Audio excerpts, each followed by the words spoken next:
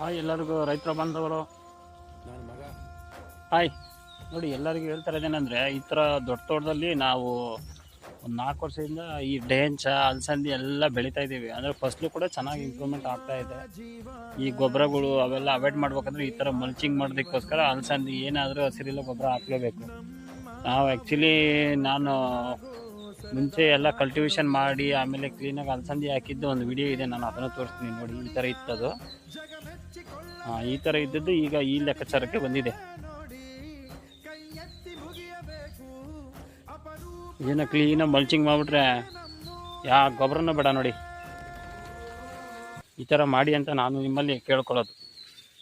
Thanks.